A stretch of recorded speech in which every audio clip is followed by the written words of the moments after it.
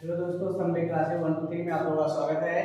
जैसा कि पिछले वीडियो में हम लोगों ने चाल और चाल के प्रकार को अच्छी तरीके से पढ़ा था, आज हम लोग शुरू करेंगे टॉपिक वेग और वेग के प्रकार क्या होते हैं। तो आप लोग नोट्स बनाते रहिएगा। तो हम लोग आज शुरू करते हैं। यहाँ पर क्या चीज वेलोसिटी, जिसकी इंग्लिश होती है और हिंदी में कहते हैं क्या चीज वेग। तो यहाँ से पहला डिफिनेशन लिखेंगे वेग।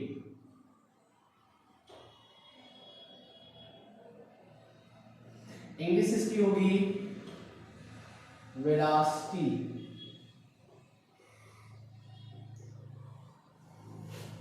तो सबसे पहले हम लोग क्या करेंगे कि इसका सबसे पहले हम लोग डिफिनेशन देखेंगे कि डिफिनेशन होता क्या है।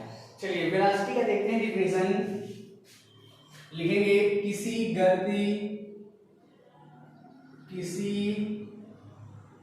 गतिमान वस्तु द्वारा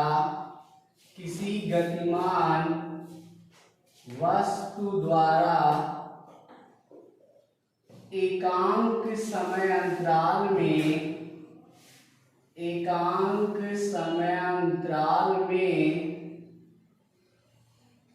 किसी गतिमान वस्तु द्वारा एकांक समयांतराल में तय की गई विस्थापन को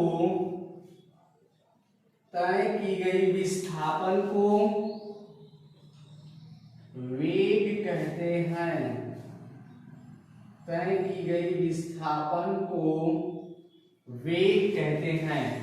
जैसा कि हम लोगों ने देखा था क्या चीज की चाल को भी हम लोग v से रिप्रेजेंट करते हैं और वेग को भी क्या करेंगे v से रिप्रेजेंट करेंगे। वहां पर चाल में हम लोगों ने देखा क्या चीज था कि जो चाल हमारे पास था वो अदिश राशि थी और जो हमारे पास वेग होगा ये सदिश राशि होगा। यानी कि यहाँ पर जो हम लोग रिप्रेजेंट करेंगे वेग यानी कि स्मॉल v से, इसके ऊपर एक एरो लगा होगा यानी कि तीर, जो हमेशा सदिश राशि को निरूपित करता है। तो यहां से अगला पॉइंट लिखेंगे, इसे स्मॉल v से ऐसे ऊपर क्या लगा देंगे वेक्टर, और ये वेक्टर हमेशा निरूपित करता है सदिश राशि को। इसे वेक्टर v से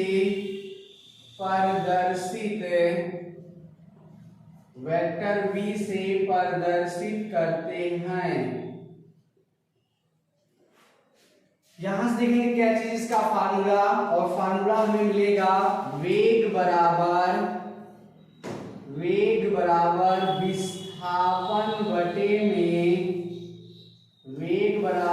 विस्थापन बटे में होगा समय या समयांतराल। इसको आप ऐसे ब्रैकेट के अंदर क्लोज कर देंगे। फिर यहां से देखेंगे क्या चीज की जो वेग होता है ये कैसी क्वांटिटी होगी, तो वेग एक सदिश राशि होगा। यानी कि यहां से अगला पॉइंट लिखेंगे वेग सदिश राशि होती है। वेग कौन सी राशि होती है? सदिश राशि होती है। अब हम लोग देखते हैं क्या चीज की सदिश राशि क्या होता है और अदिश राशि क्या होता है। तो आपको अच्छी तरीके से इससे पहले जो वीडियो थे उसमें आपको बता दिए हैं कि सदिश राशि क्या होता है और अदिश राशि क्या है, मतलब अच्छी तरीके से डिटेल वहां आपको मिल गया है। अब यहां से हम लोग देखते हैं क्या चीज इसका मात्रक होगा, तो लिखेंगे वेग का मात्रक मीटर प्रति सेकंड, या इसी को हम लोग रिप्रेजेंट करते हैं m बाई किससे, यस होता है। ये हमारे पास क्या चीज निकल कर आया, वेग का मात्रक मीटर प्रति सेकंड होता है। और वहां पर हम लोगों ने जो चाल का डिफिनेशन पढ़ा था तो वहां पर भी चाल का मात्रक क्या मिला था, मीटर प्रति सेकंड। तो आप लोग यहाँ पर लिखेंगे, हेडिंग करेंगे नोट, और नोट में लिखेंगे वेग व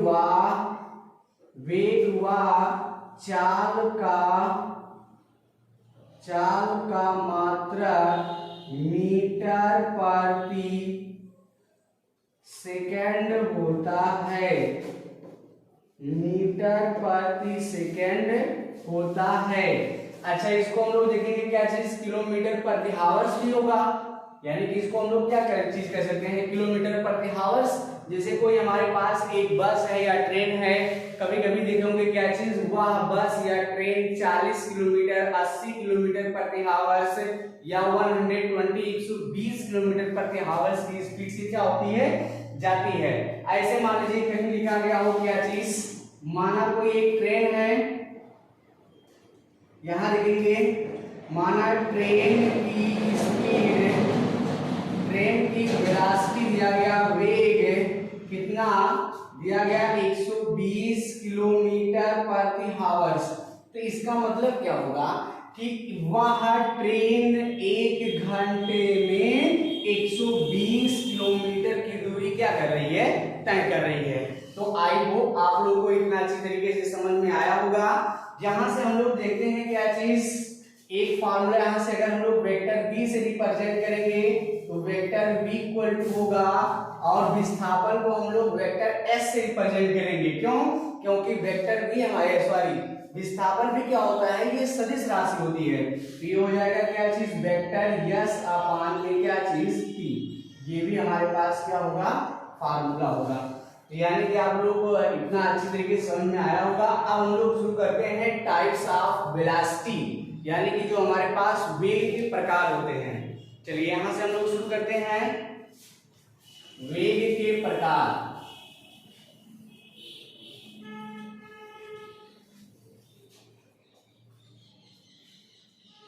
हेडिंग डालेंगे वेग के प्रकार, और इंग्लिश होगी इसकी टाइप्स ऑफ वेलोसिटी। ये इसका क्या होगा, हेडिंग। अगर हम लोग देखते हैं वेग जो हमारे पास होगा यह मुख्यतः दो प्रकार का होगा, यानी कि इसको हम लोग फर्दर टू पार्ट्स में डिवाइड करेंगे। पहला पार्ट हमारे पास होगा एक समान वेग, और दूसरा हमारे पास होगा असमान वेग।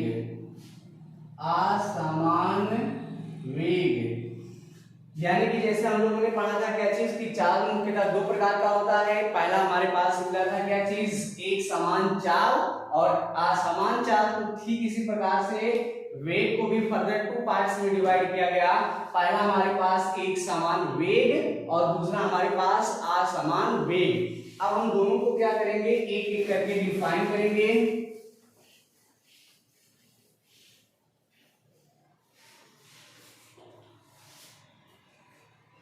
पहला हमारे पास हेडिंग होगा एक समान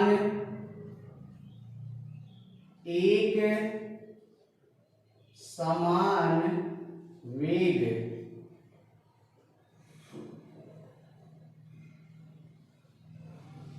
यहां देखेंगे एक समान वेग क्या होता है, यदि कोई वस्तु समान समय में क्या करे, समान विस्थापन की दूरी क्या करे, तय करे, तो उसे हम लोग कहते हैं एक समान वेग। यदि किसी वस्तु का विस्थापन समान समय में, डिफिनेशन लिखेंगे, यदि किसी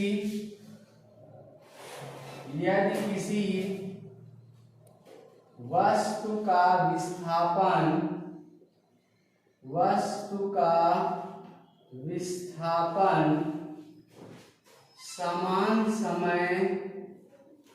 समान समय में, यहां से देखेंगे डिफिनेशन, यदि किसी वस्तु का विस्थापन समान समय में या समय अंतराल में समान दूरी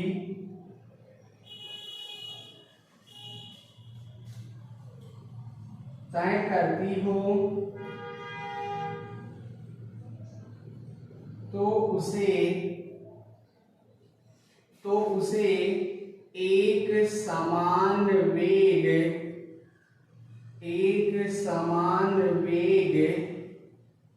कहते हैं। तो उसे हम लोग क्या कहेंगे, एक समान वेग कहते हैं। अब यहां से देखेंगे क्या चीज, कि जो हमारे पास दिया गया वेग, इसका एग्जांपल अगर हम लोग देखेंगे,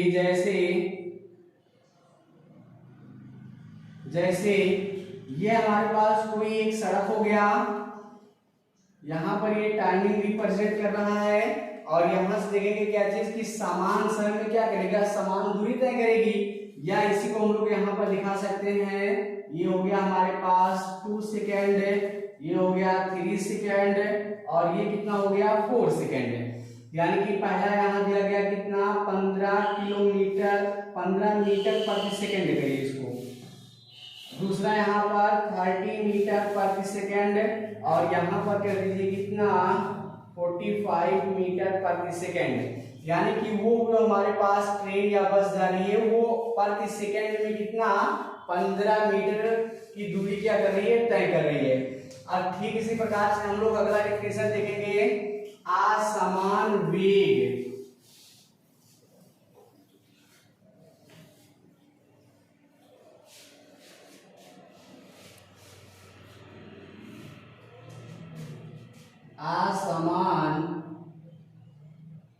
असमान वेग,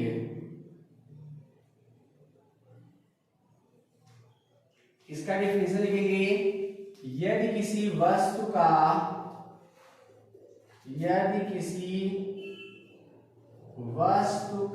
विस्थापन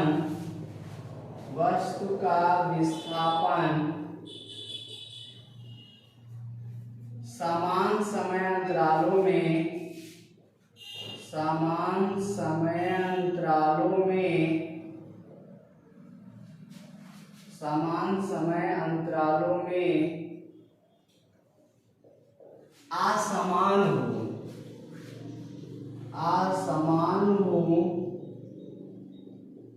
तो उसे असमान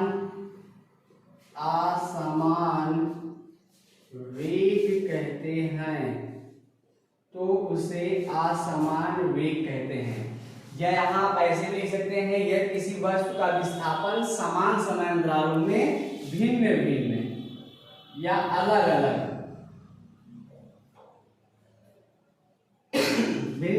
या तो फिर असमान हो तो उसे हम लोग कहते हैं क्या चीज, असमान वेग।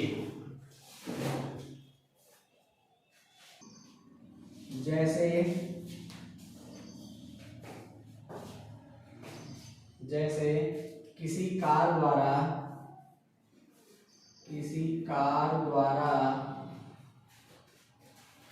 प्रथम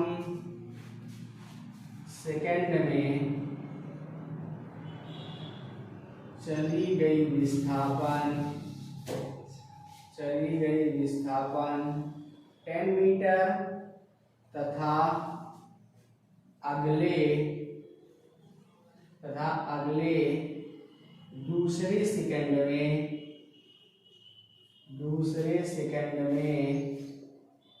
चली गई विस्थापन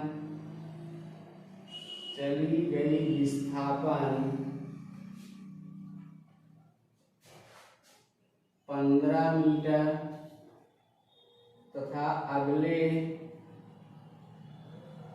तथा अगले तीसरे सेकंड में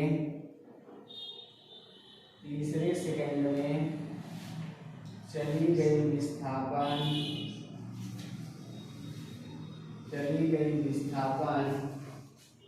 3 मीटर।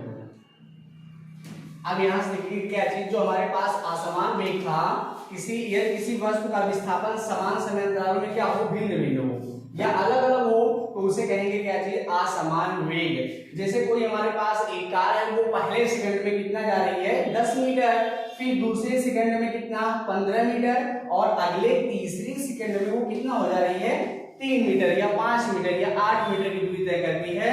तो इस प्रकार का जो हमारे पास विस्थापन होगा वो कहलाएगा असमान वेग। अब इसमें हम लोग हेडिंग देखेंगे क्या चीज, औसत वेग। यहां से देखेंगे हेडिंग औसत वेग, एवरेज वेलोसिटी, जिसकी इंग्लिश होती है एवरेज वेलोसिटी।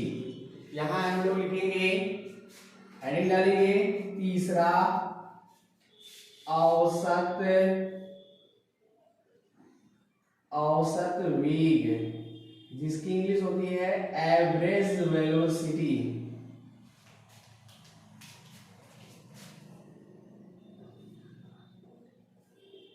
किसी गतिमान वस्तु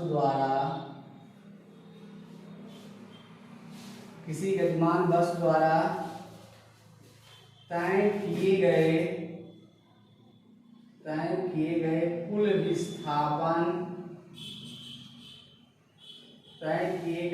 विस्थापन तथा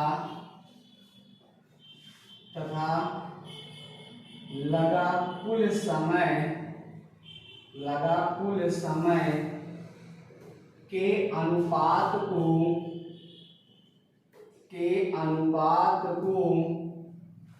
औसत वेग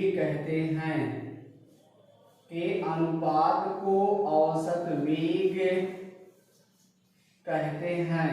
इसका भी मात्रक अगर हम लोग देखेंगे औसत वेग का, तो वही मीटर प्रति क्या मिलेगा, सेकंड। आगे इसमें लिखेंगे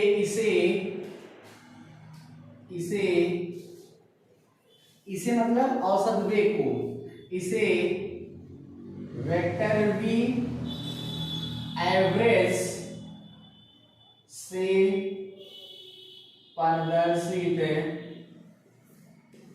प्रदर्शित करते हैं। अब यहां लिखेंगे हम लोग क्या चीज, फार्मूला लिखेंगे औसत वेग बराबर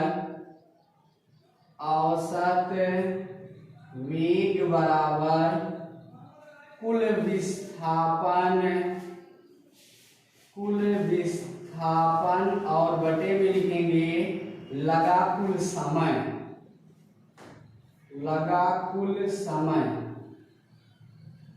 यानी कि कुल विस्थापन और लगा कुल समय के अनुपात को ही हम लोग कहते हैं क्या चीज, औसत वेग।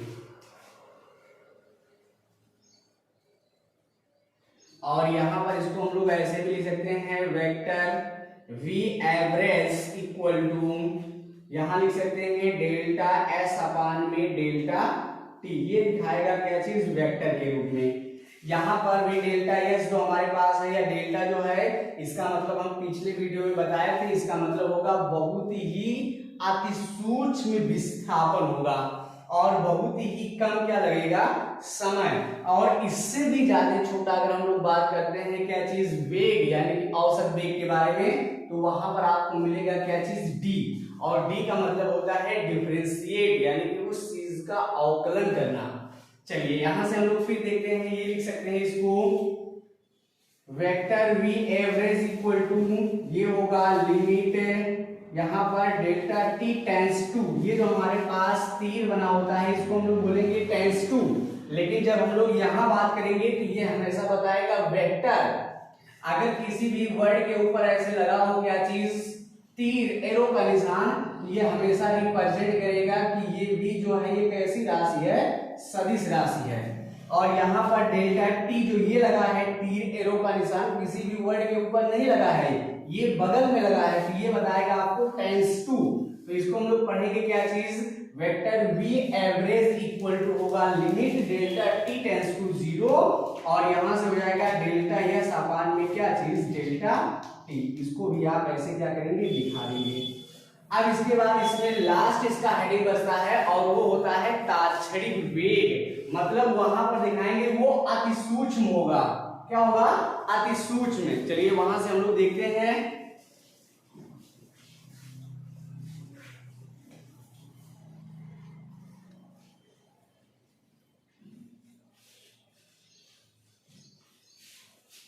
तात्क्षणिक वेग, अच्छा एक चीज और ध्यान रखिएगा, जो हमारे पास औसत वेग है, औसत वेग, यहां पर आपको मिलेगा क्या चीज, ये इक्वल टू होगा इसका असमान वेग होगा। मतलब अगर कोई कार है तो पहले 2 मिनट में 4 मीटर, फिर अगले 2 मिनट में या 4 मिनट में 10 मीटर की दूरी तय करती है, तो इसको हम लोग ऐसे भी लिख सकते हैं, s1 plus s2 plus s3, और ये डॉट डॉट डॉट जहां तक इसका होगा और बटे में क्या करेंगे, जितना हमारे पास टाइमिंग दिया होगा उससे हम लोग क्या करेंगे, डिवाइड करेंगे। ऐसे इसके बटे में t1 plus t2 plus t3 लिखेंगे और डॉट डॉट डॉट। और अगर केवल हमारे पास यही केवल दिया गया हो, स्पीड और टाइम ही ना दिया गया हो, तब वहां से औसत वेग बराबर निकलेगा, औसत वेग बराबर s1 plus s2 plus s3 और बटे में क्या होगा 3, ये निकलेगा औसत वेग। इसी को हम लोग कहेंगे क्या चीज, औसत वेग। चलिए अब हम लोग इस टॉपिक का लास्ट हेडिंग पढ़ते हैं, तात्क्षणिक वेग।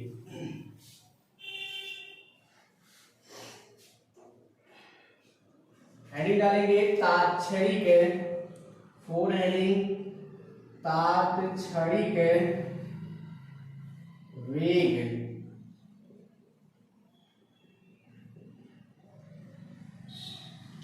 लिखेंगे सबसे पहले इसका डिफिनेशन, किसी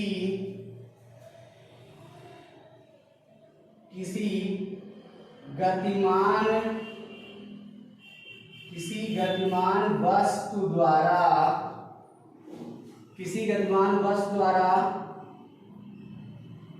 तय करने में, किसी गतिमान वस्तु द्वारा अति सूक्ष्म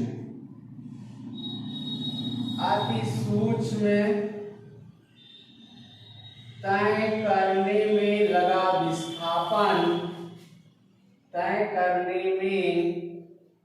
लगा विस्थापन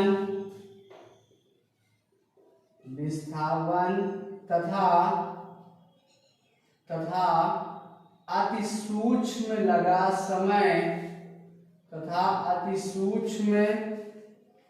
लगा समय के अनुपात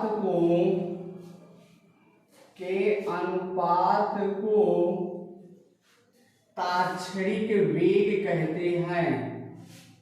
तात्क्षणिक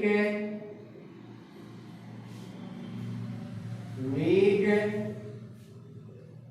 कहते हैं। अब यहां पर आपको वर्ड मिलेगा हमेशा सब चीजों में डेल्टा, यानी कि लिखेंगे इसे डेल्टा v से ऐसे प्रदर्शित करते हैं। यहां पर फार्मूला देखेंगे, तात्क्षणिक वेग बराबर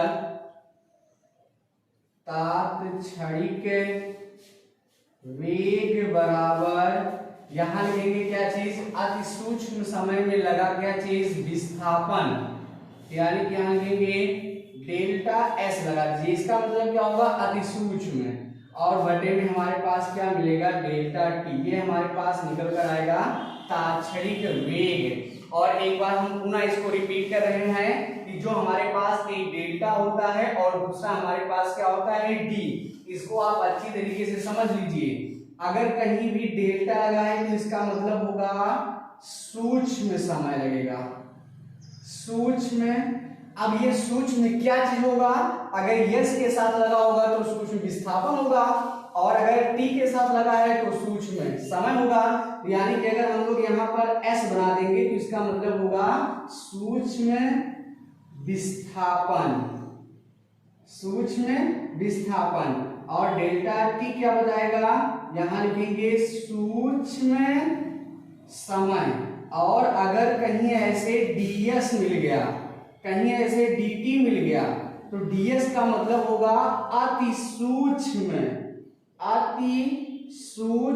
विस्थापन, और इस dt का मतलब होगा अति सूक्ष्म समय। यानी कि डेल्टा से भी ज्यादा क्या होगा, अल्प समय या अति सूक्ष्म क्या होगा, जहां ds या dt मिलेगा। तो आज हम लोगों ने क्या किया, वेग और वेग के टाइप्स को खत्म किया, और कल हम लोग क्या करेंगे, वेग और चाल में डिफरेंट को ध्यान रखते हुए आगे बढ़ेंगे।